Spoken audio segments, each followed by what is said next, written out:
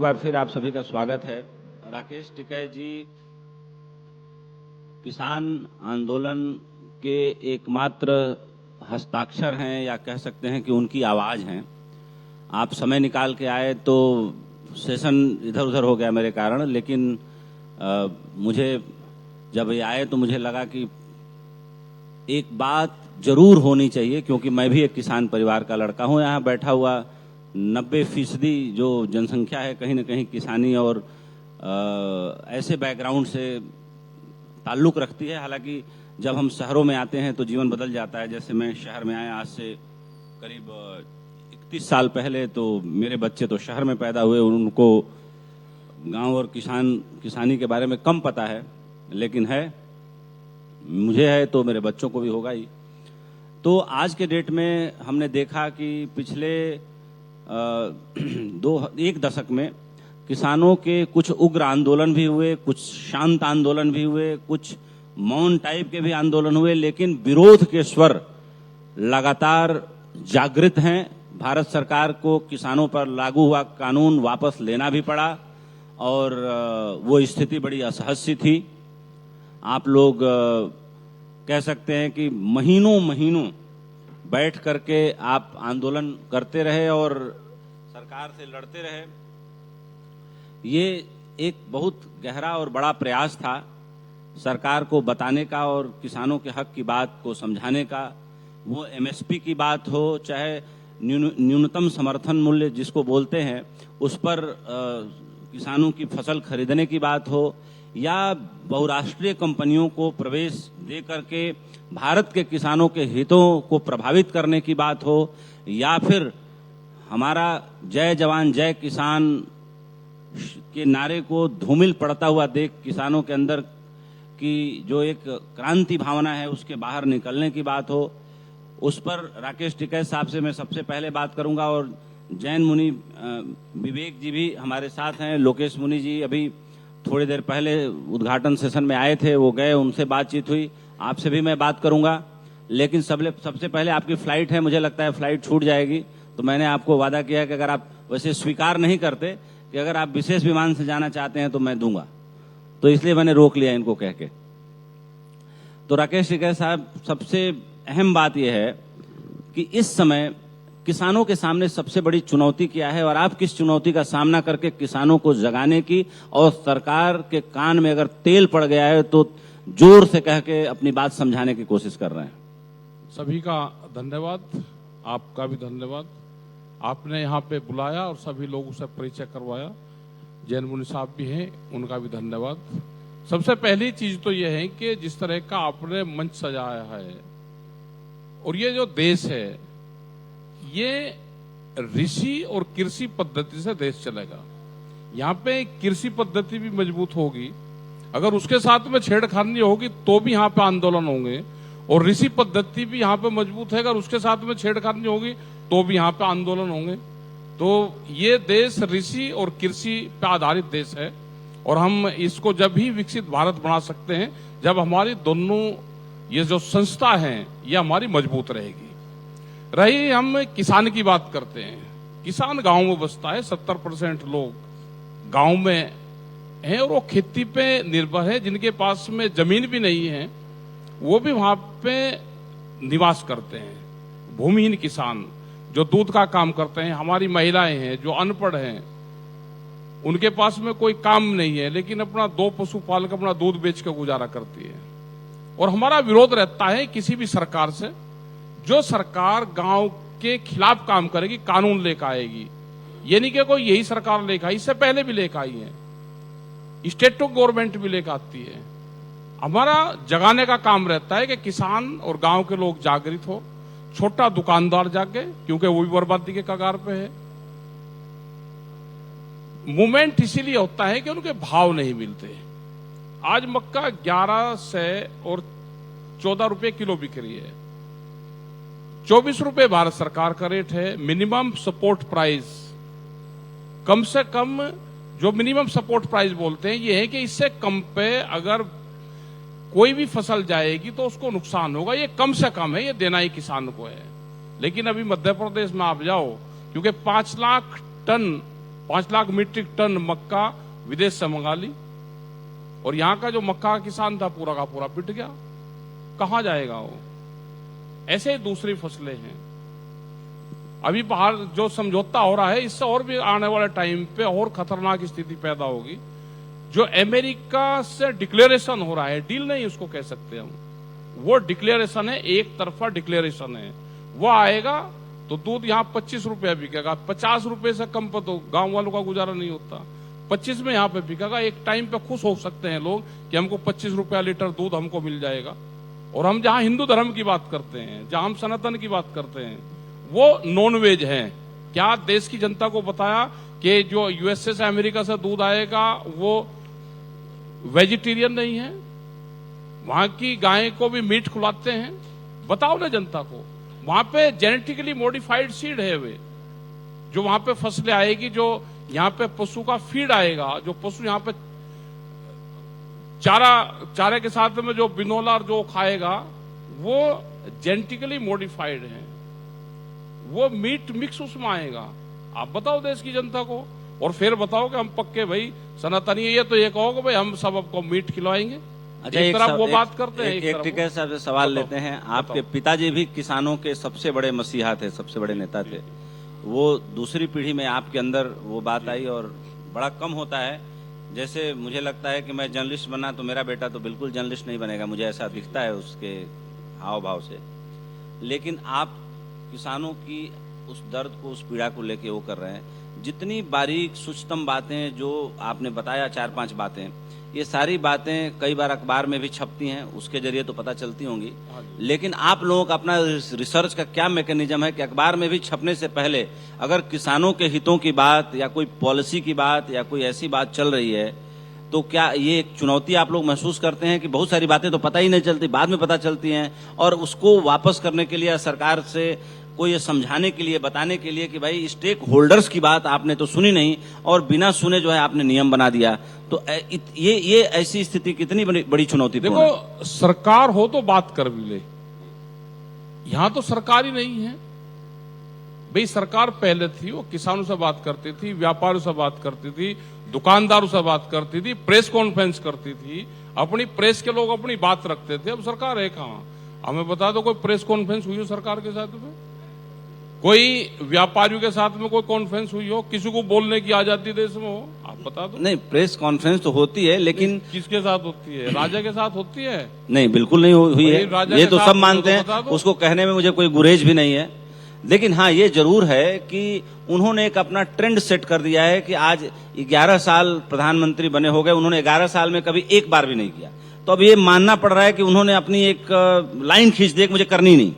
वो एक अलग बात है। लेकिन हाँ, उससे नुकसान हो रहा हो, और मान लो कोई मिनिस्टर जवाब न दे रहा हो, कोई मंत्री जवाब न दे रहा हो, कोई सेक्रेटरी जवाब न दे रहा हो, वो एक चिंताजनक स्थिति है। उसको कहने में नहीं होना चाहिए। किसी भी मिनिस्टर के पास में कोई पावर नहीं है। उनको पता नहीं रहता दूध का एक समझौता यहां पर हो रहा। और हमने एग्रीकल्चर मिनिस्टर से पहले वाली गवर्नमेंट में बात करी। हमने कहा भाई ये समझौता हो रहा, कह लीजिए मुझे तो जानकारी नहीं। उसने अपने मंत्रालय में बात करी, उसने कहा यहाँ समझौता रहा। जब देश में एग्रीकल्चर मिनिस्टर को नहीं पता कि क्या समझौता हो रहा है, तो इसका मतलब पूरा का पूरा पीएमओ कर रहा है, वहां के अधिकारी कर रहे हैं। देश की जनता को गुमराह रखा जा रहा। देश की जनता को तो भावनाएं भड़का के वोटिंग में एक तरफ कर रहे हैं। इनको पता है कि वोट कहां से आएगी, कैसे आएगी, लेकिन इनको ये नहीं पता कि देश में कितना अनाज पैदा हो रहा है, कितनी जनसंख्या है, कितना हमको खाद्यान्न चाहिए, कितने क्षेत्रफल में हमारी बुआई हो रही, और आने वाले टाइम पे क्या स्थिति होगी। भाई ये जब सरकार आई, ये आई थी कि जनसंख्या नियंत्रण कानून लेकर हम आएंगे। आज सबसे बड़ा अगर काम करना है सभी संत महात्मा, सभी लोगों को, सभी पढ़े लिखे लोगों को, अगर हमने जनसंख्या नियंत्रण कानून नहीं बनाया तो 50 साल में, 100 साल में स्थिति क्या देश की होगी। और जो प्लान बन रही है ना देश की, वो हम इस जनता को पता रहना चाहिए। देश का राजा ये चाहता है कि देश की जनता गरीब हो और यहाँ पर लेबर पैदा हो, और हम जितनी जनसंख्या होगी उतनी जनसंख्या को बाहर के विदेशों को हाथों बेच दो, यहाँ पे मार्केट बनेगी। क्योंकि 160 करोड़ लोग अभी लीगल और इलीगल देश में हैं, और 160 करोड़ लोगों की आप मार्केट दूसरों के हाथों में दोगे तो आपको हाथों हाथ लेगा, यहां मार्केट देंगे और सस्ती लेबर देंगे। ये देश का राजा चाहता है भाई आप कर लो कुछ ही, हो सके कि हमारे खिलाफ भी बहुत लोग होंगे, लेकिन देश के राजा की, देश की सरकार की यही पॉलिसी है कि देश में मजदूर पैदा हो और हम इन मजदूरों को मार्केट बना के दूसरों के हवाले करेंगे। एक सवाल टिकैत साहब आपसे, और उसके बाद आचार्य विवेक मुनि जी से भी सवाल लेंगे। सवाल ये कि क्या हमारे देश की जितनी जनसंख्या है, जैसे आधिकारिक रूप से 140 करोड़ के ऊपर तो हमारे देश के राजनेता भी मानते हैं कि आबादी है हमारी 150 करोड़, बहुत लोग बोलते भी हैं। आपने 160 करोड़ माना, मैं भी उससे इत्तेफाक रखता हूं कि लीगल इलीगल इतने लोग हैं इस देश में। क्या हमारे देश के पास जो किसानी के लिए जमीनें बची हुई हैं अभी तक, क्या हम खाद्यान्न पैदा करने को लेकर के आत्मनिर्भर हैं? क्या हम इतना अनाज पैदा करने की क्षमता में हैं जिससे कि 160 करोड़ लोगों का पेट भरा जा सके और उनको एक खाद्य सुरक्षा दी जा सके? हम आत्मनिर्भर है, हम उतना अनाज पैदा करके दे देंगे जितने की जरूरत है जी। 2007 में जब कांग्रेस की सरकार थी, हम 2007 में गेहूं बाहर से मंगा रहे थे। 72 मिनट की एक मीटिंग हुई प्रधानमंत्री के साथ में, बड़े टिकैत साहब थे और पंजाब से अजमेर सिंह लाखोवाल, ये लोग थे। 72 मिनट में वो डिसीजन लिए, सरकार को कहा कि आप ये काम कर दो, उन्होंने वो काम कर दिया। आज तक 1 किलो भी गेहूं हमने बाहर से नहीं खरीदा। आज हमको हो गए 10, 6, 16, 19 साल हो गए आज हमको। तो ये अगर पॉलिसी सरकार बैठ के बातचीत करे, सब पॉलिसी हमारे पास में है, लेकिन सरकार तो ना बैठ के बात करती। हमारे से भारत सरकार की 22 जनवरी 2021 को बात हुई, उसके बाद में हमारी कोई बात नहीं भारत सरकार से। क्या देश में हम अनाज पैदा करते हैं, अपने सुझाव नहीं सरकार को दे सकते? जब सरकार बात ही करना नहीं चाहती तो सुझाव किसको दे? बिल्कुल सही बात कर रहे हैं कि अगर सरकार बात न करना चाहे तो सुझाव भी देकर आप क्या करेंगे, क्योंकि सुझाव वहीं दिए जाते हैं जहां सुझाव पर काम करने की दिशा में सोच हो या जगह हो।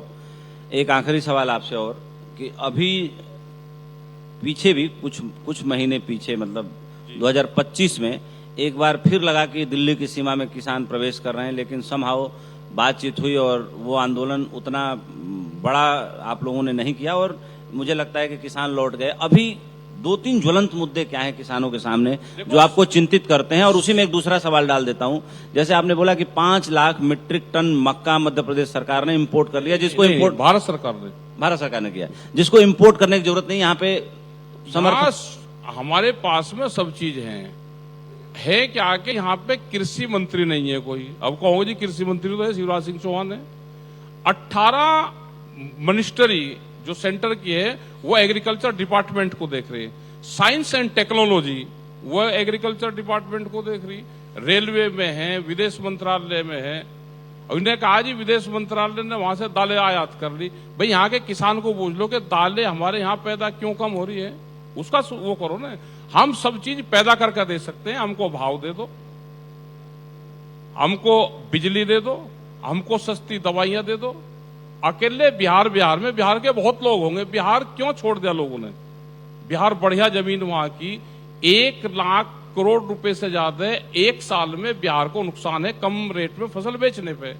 वहां की मक्का 1400-1500 रुपए बिकती है, वहां का जो धान है वो 1200 रुपए के आसपास बिकता है, 800 से 1200 रुपए। वहां का गेहूं 1600 रुपए बिकता है। अगर पूरा हिसाब लगाएंगे तो 1 लाख करोड़ रुपए से ज्यादा एक साल में बिहार को नुकसान है। यही और जगह का भी है। हमारा जैसे कश्मीर है, श्रीनगर में हमारे देश की वैली है जहां पे सेब पैदा होता है। क्या वो हमारे एक तरफ तो कहते हैं कि जी हमारा पूरा हिस्सा है, भारत का हिस्सा है, ये है, लड़ाई भिड़ाई करते हैं, हमारे सैनिक शहीद होते हैं। अगर वहां के किसान हैं तो उनको क्या मारने का काम यहाँ की सरकार करेगी? उनके ट्रक रोके गए सेब के भरे हुए, और 3 साल पहले उनको करीब 3-4 हजार करोड़ का नुकसान करा। सब मिलिट्री से ट्रक रुकवा दिए उनके। अभी पिछले साल फिर उनके ट्रक रोके। क्या वो भारत का हिस्सा नहीं है? क्या ये यहाँ के किसान नहीं है? क्या हम सेब की वैल्यू को खत्म करके और अमेरिका से सेब इंपोर्ट करेंगे? क्या उसका फायदा होगा? आज अगर कश्मीर में सेब पैदा हो रहा है तो पूरे देश को मिल रहा है। हमारे देश का सेब 3 देशों में जाता है, हमारा भूटान जाता है, नेपाल जाता है और बांग्लादेश जाता है। हम तो सेब का निर्यात करते हैं, लेकिन आज अमेरिका से सेब आएगा, अपने देश के किसानों को मारेंगे क्योंकि वे मुस्लिम हैं, उनको मारना है, क्योंकि भावनाएं ऐसी भड़का रखी सबके खिलाफ। तो ये चीजें बंद करनी पड़ेगी। देश की जमीन को देश की जमीन मानना पड़ेगा। जो वहां पे चीज पैदा हो रही उसको संरक्षित करना पड़ेगा। कितनी पैदावार हमको चाहिए ये देश की जनता को, किसानों को बताना पड़ेगा।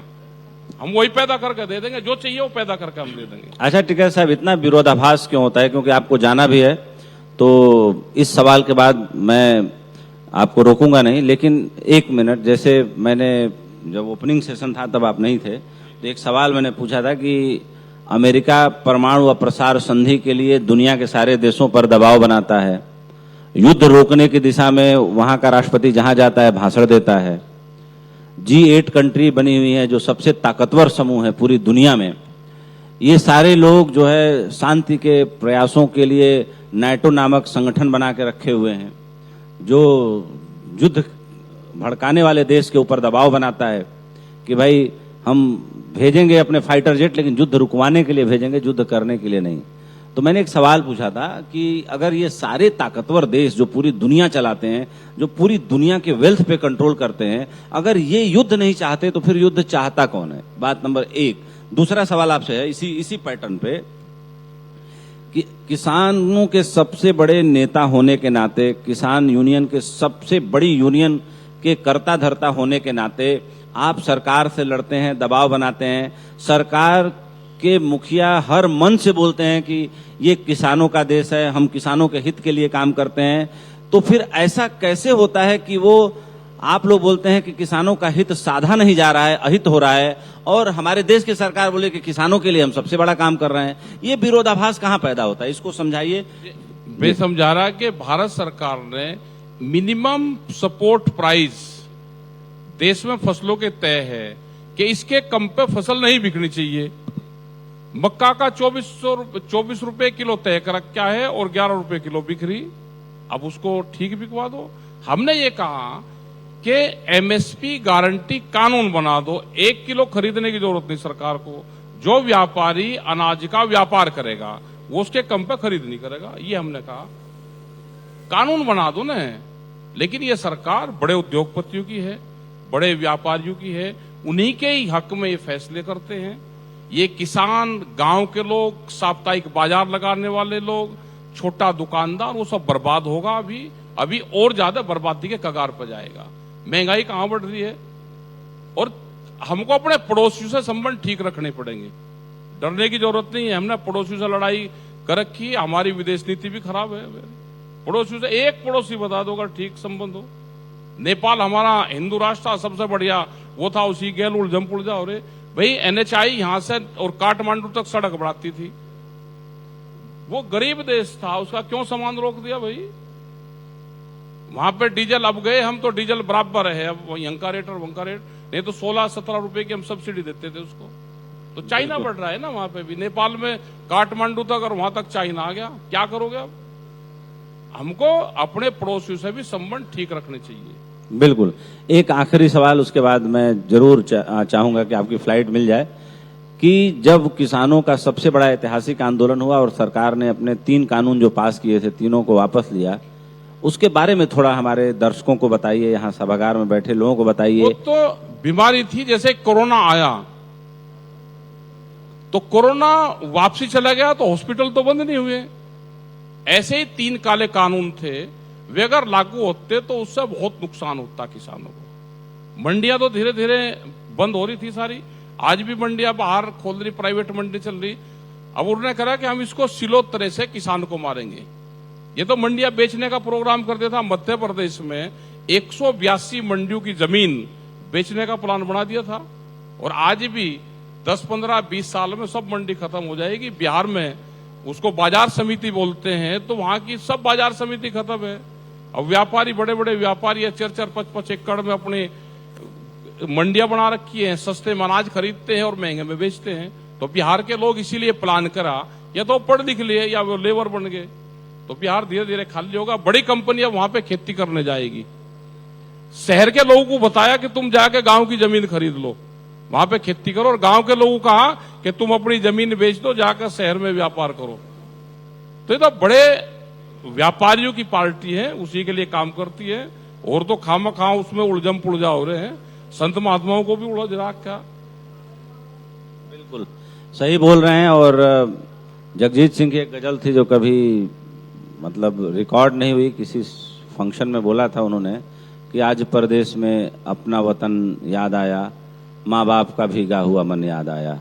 तो कहीं न कहीं मैं देखता हूँ कि 15,000 12,000 रुपए के लिए हमारे गांव के छोटे लड़के बच्चे, छोटे भाई जाके मतलब जलालत भरी नौकरी करते हैं। तो मैंने बहुत पहले आह्वान किया था, साल 2016 मार्च में हमारे यहाँ गढ़ा महोत्सव होता है बलिया जिले में, बहुत बड़ा, करीब लाखों लोग आते हैं। तो मैंने वहाँ पे बात बोली थी जो आज टिकैत साहब रेखांकित करके बोल रहे हैं। आपकी फ्लाइट है, आपका ज़्यादा समय नहीं लूँगा, फिर भी मैंने 20 मिनट आपका इंटरव्यू किया है। धन्यवाद जी, धन्यवाद। तो आप को मैं जरूर चाहूँगा कि ऐसे ही भारत एक्सप्रेस के साथ आपका स्नेह प्रेम लगाव बना रहे और आगे भी मंचों पे आपसे सर मुलाकात होती रहे। तो इसके साथ मैं अतुल यादव से चाहूँगा कि सम्मान के साथ आपको एयरपोर्ट जाने के लिए आप छोड़ के आएँ।